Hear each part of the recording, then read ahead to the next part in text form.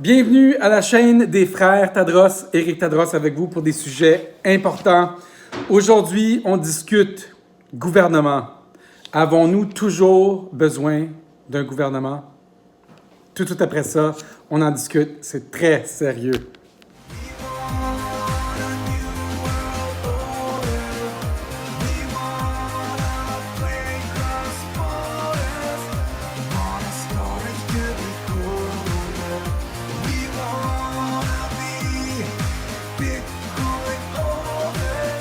Sujet très sérieux aujourd'hui, mais une réflexion profonde. Donc, si vous demandez pourquoi notre poste s'appelle Digital World Citizen, c'est parce que ça vient de quelque part. Donc, un petit peu avec l'avenue de Bitcoin, il y a à peu près 4 ans, on s'est dit, le monde va changer, le monde va être unifié par une monnaie peut-être globale, les frontières vont s'effondrer, on n'a peut-être pas besoin d'autant de frontières. Et ça, c'est avant tout ce qui se passe aujourd'hui avec le New World Order qu'on entend. Donc, ce qui est arrivé, c'est qu'on a dit, ben, le monde va changer, il va y avoir un nouvel ordre mondial. Mais nous, la façon qu'on voit le nouvel ordre mondial, c'est tout le monde est plus unifié, il y a moins de friction entre les pays, il y a plus d'échanges, on peut se voir rapidement par vidéo, n'importe où dans le monde, on peut échanger comme ça. Donc, c'était cette vision-là qu'on avait, Daniel et moi-même, il y a quelques années, de ça avec, on dit New World Order dans notre chanson parce qu'on sait que les choses changent. La technologie fait avancer les gens. Je vais faire venir mon chien, évidemment, mon chien. Je vais venir mon chien. La technologie fait avancer les choses et c'est ça qui nous a apporté à réfléchir. Mais là, plus on avançait, on disait, ben, le monde va être différent, on va être des citoyens digitales. On n'aura peut-être pas besoin d'être, tu sais, on est plusieurs heures par jour sur l'Internet, en vidéo, en conférence, en échange. On fait des achats, tu sais, 8 heures, 10 heures par jour. Donc, on est effectivement des citoyens digitales. On est aussi des citoyens physiques, mais on est effectivement des personnes aussi digitales sur Internet. Et il n'y avait pas d'argent Internet. Et quand on a vu Bitcoin, on a dit, ben, c'est sûr que ça s'en va vers là. Je vous fais une petite histoire, on fait un lien, on va aller vers ce que je veux vous dire et restez avec moi parce que c'est super intéressant. Et je veux vous donner ces idées-là parce que maintenant, avec tout ce qui se passe, on est rendu là. Je veux donner ce flambeau-là à des gens et les gens peuvent partir avec des idées et on peut peut-être former quelque chose ensemble. Donc, qu'est-ce que notre gouvernement fait pour nous? À part nous enlever 50% sur notre paye et 15% de la caisse. Donc, effectivement, 65% de notre revenu va au gouvernement. Ça mérite une pause. Plus, maintenant, si on habite quelque part, bien, on paye des taxes, taxes de ville, taxes foncières, taxes de bienvenue. C'est encore un type de gouvernement. Donc, on paye beaucoup d'argent au gouvernement. Pourquoi exactement qu'on donne ça? Et le gouvernement, c'est une monopole sans compétition. Il y a aucune. Si c'était une entreprise, ce serait une monopole. Mais le gouvernement, si on ne l'écoute pas, il nous met en prison, il saisit nos biens.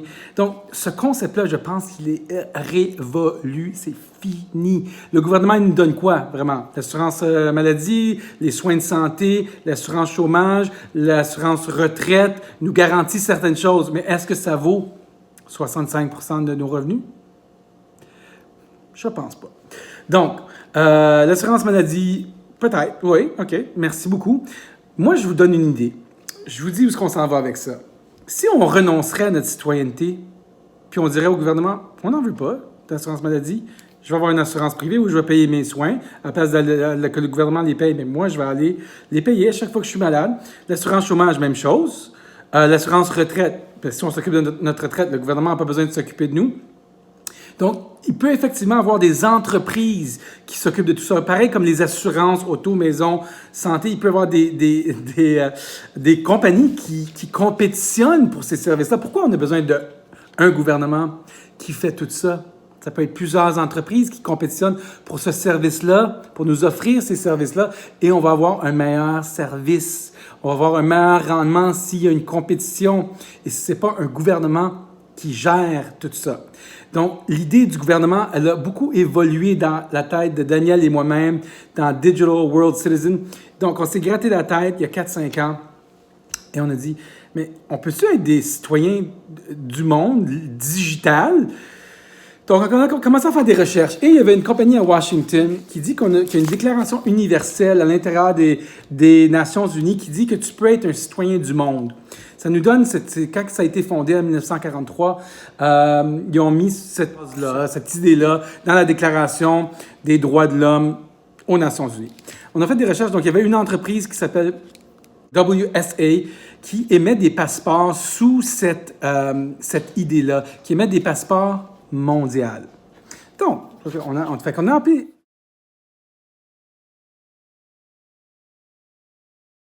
C'est un ancien avocat qui gère ça, lui. Il gère ça, il émet des passeports d'identité mondiale sous l'autorité des Nations Unies, aussi sous sa propre autorité en tant qu'avocat. C'est un papier d'identification qui ne te limite pas à aucun pays, qui te limite à la Terre en tant qu'humain. Donc, on a commencé avec cette idée-là, on dit « c'est le fun ça, David, on s'est liés d'amitié, on a eu des passeports. » Et nous, on a mis le passeport sur le blockchain. Donc, c'est un passeport sur le blockchain. L'autorité du blockchain aussi valide que ce passeport est bon. Donc, je vous compte tout ça parce que ça s'en va à quelque part, tout ça, ça s'en va à quelque part. Donc, on dit, si on peut être des citoyens digitales, je dis, peut-être que on pourrait avoir la déclaration d'indépendance des citoyens. Parce que vous savez qu'il y a 195 pays, dont 2 qui ne sont pas avec les Nations Unies, la Palestine et le Vatican, l'État de la Palestine. Et on s'est dit, bien, si on est tous des citoyens de l'Internet et on est 8 milliards d'habitants ou 7 milliards, bien, peut-être que l'Internet pourrait être un endroit, pourrait être une place où les gens sont là digitalement.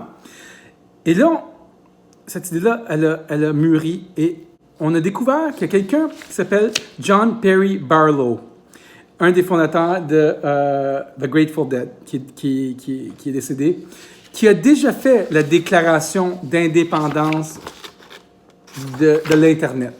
Et lui, ce qu'il a dit, il a écrit ça en 1988-90, dans ces eaux-là, il a fait la déclaration d'indépendance de l'Internet. Ça veut dire qu'il a dit que l'Internet est maintenant un pays souverain, est une place souveraine. Je vais mettre tout ça dans les notes en bas. Donc, les citoyens d'Internet sont souverains, ils ont leur espace. Et ça nous a amené à penser, mais qu'est-ce qui constitue un pays? Donc, selon les Nations Unies, un pays fait partie et est membre des Nations Unies et les autres pays le reconnaissent en tant que pays et respectent ses limites de territoire, respectent à une armée, à des lois, à des citoyens. Donc, on a dit, bien, l'Internet a des citoyens, elle n'a pas de limite physique ou de territoire physique, elle n'a pas de loi encore. Donc, on a dit, bien, si, avec la déclaration d'indépendance, on demande aux Nations Unies d'être un membre des Nations Unies. Donc, Daniel et moi-même, le 21 février 2017, on a envoyé une lettre une demande pour devenir membre des Nations Unies sur le World Wide Web en tant qu'espace souverain. C'est une lettre symbolique qu'on a envoyée. Et on a demandé à M. Antonio Guterres si...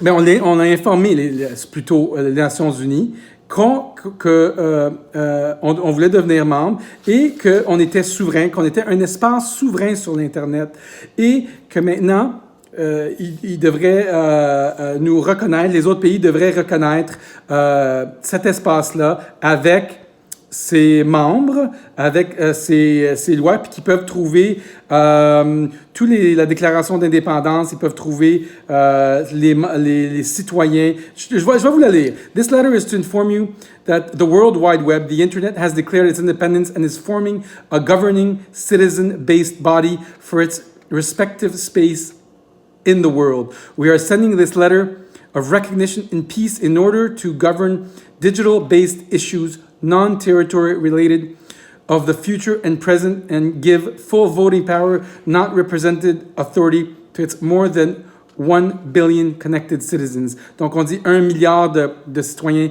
connectés. Donc, ça va augmenter. Et d'après moi, on est plus que 1 milliard de citoyens connectés présentement. Et bientôt, ça va être 7 milliards. J'ai dit... Pardon, j'ai dit les issues we will govern, les choses qu'on va gouverner. CRISPR-Cas9, intelligence artificielle, parce que l'Internet va avoir ses propres défis à gérer. Neural Lace Technology, la réalité virtuelle, la cyberconscience, la protection de notre empreinte digitale, Internet, et d'autres types de problèmes reliés à la digitalité de notre personne. Donc, on reste ouvert à d'autres gouvernements and we're looking for, on veut avoir une relation constructive avec les autres pays. Donc, sentez-vous libre de consulter nos lois, notre constitution et nos citoyens sur le site Digital World Citizen, qui est notre site. Donc, si vous avez des objections à cette déclaration, veuillez nous contacter avant le 27 avril 2017. Ils ne nous ont pas contactés. Quelle curiosité. Donc, c'est une lettre symbolique qui dit qu'on est maintenant des citoyens de l'Internet. On a des lois, on est regroupés et on veut que les autres pays nous reconnaissent. Donc, juste pour vous dire que nos gouvernements, présentement, c'est la cohue totale, puis je m'attends à ce que ça va être encore pire dans les mois qui suivent, et c'est pour ça que je me permets de vous dire toutes ces informations-là. Et ça va amener, c'est des brides d'informations qui vont nous amener à penser autrement au gouvernement.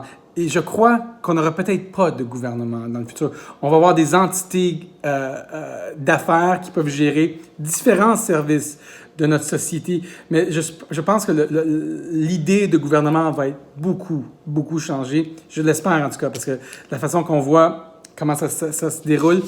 Et avec l'avenue des crypto-monnaies, ça change encore plus la donne. Ça veut dire que si aujourd'hui, moi je dis Éric Tadros, je délaisse ma citoyenneté, je renonce à ma citoyenneté canadienne et je deviens citoyen digital, un citoyen du monde digital, je peux avoir une double citoyenneté, une citoyenneté canadienne et digitale avec la nouvelle citoyenneté digitale, ou je peux être citoyen canadien et citoyen italien, donc à cause de mes parents. Je peux avoir plus qu'une citoyenneté dans notre monde. Il y a des gens qui ont plusieurs citoyennetés, mais cette citoyenneté-là, la citoyenneté digitale, avec l'avenue des crypto-monnaies, vont être possibles. Ça va être possible. Il y a beaucoup de plateformes de blockchain qui travaillent déjà là-dessus. Nous, on a parlé souvent de partir à quelque chose du genre. Je ne sais pas si c'est vraiment notre mandat, moi et Daniel, de partir ça de zéro, mais je crois d'être impliqué dans quelque chose du genre, ça va être vraiment, ça va vraiment venir. Donc, on n'a pas besoin d'une entité gouvernementale qui nous restreint, qui nous confine, qui nous dit qu'il faut avoir un vaccin, qui nous dit, tu sais, on n'a pas besoin d'autant de gouvernements dans notre monde qui nous taxent à outrance. On n'a pas de besoin. Donc, si les gens peuvent penser un petit peu comme ça, je renonce à ma citoyenneté canadienne, je m'inscris comme citoyen digital avec un portefeuille crypto-monnaie, Bitcoin, je transige, je paye plus de taxes. Je renonce à ma citoyenneté, je renonce à mes droits et mes privilèges de citoyen. Donc, je paye plus de taxes, mais j'ai plus les bénéfices non plus. Mais qu'est-ce que ça peut ça peut nous donner, tu sais? Est-ce qu'on doit avoir peur de ça? Je pense pas. Et il y a des compagnies qui vont nous offrir ces services-là dans le futur. Et nous, c'est notre idée de partir Digital World. C'est le début de cette semence-là. On a parlé à beaucoup de gens dans la Silicon Valley qui parlent de ça. Mais c'est pas l'idée du New World Order qui est contraignant, qui contrôle, parce que c'est ça l'enjeu principal des cryptos et du futur. C'est combien de contrôle vont-ils avoir sur nous avec les nouvelles technologies? Avec le feu, on peut faire cuire le repas d'un homme, mais on peut aussi faire cuire l'homme. Et c'est le même enjeu ici avec les crypto-monnaies. On veut des crypto-monnaies qui nous donnent la sécurité, la privacy, c'est on est pas identifiable, qu'on peut transiger. On veut pas que les gouvernements aient plus d'emprise sur nous autres, mais on veut qu'ils n'aient moins d'emprise sur nous avec les nouvelles technologies de crypto. Et c'est possible. Il y a des crypto-monnaies qui ont ces features-là. Donc, assemblés pour créer un nouveau monde. OK? J'espère que vous trouvez ça cool parce que j'espère que c'est clair parce que en l'expliquant, je ne sais pas si vous suivez les idées. Je trouve ça fascinant. On s'enligne vers là. En 5 et 10 ans, je crois qu'il va y avoir des citoyennetés digitales offertes, des citoyennetés, des services. Tu n'es peut-être pas obligé de renoncer à ta citoyenneté, mais si tu ne renonces pas à ta citoyenneté, il faut quand même que tu sois taxé à outrance. Fait que je crois qu'il va y avoir des gens qui vont aller vers là, qui vont défecter, qui vont se défaire de ces systèmes de contrôle du gouvernement. Je vais tout mettre les documents là en bas aussi.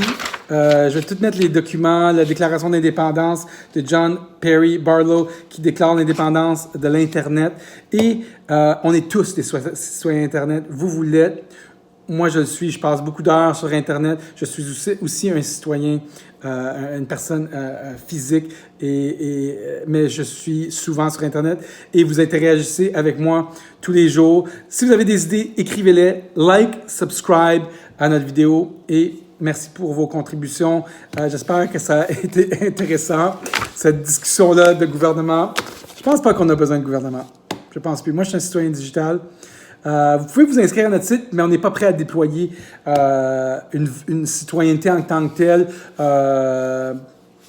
sur le blockchain. On pourrait peut-être. Vous pouvez vous inscrire pour recevoir ce passeport-là sur le site de David. C'est World Service Authority. Je vais aussi mettre le lien. Ça, c'est des nouveaux passeports avec le blockchain. Ils ne sont pas encore disponibles, mais vous pouvez avoir vos documents et recevoir un nouveau passeport. Ça n'a rien à voir avec le New World Order qui est contraignant, qui se passe présentement. C'est le New World Order dans la paix, sans le contrôle du gouvernement. C'est le peuple qui va contrôler cette affaire-là. Donc, j'espère que ça a été le fun. Je vous souhaite une belle journée, mes chers citoyens digitales. À bientôt.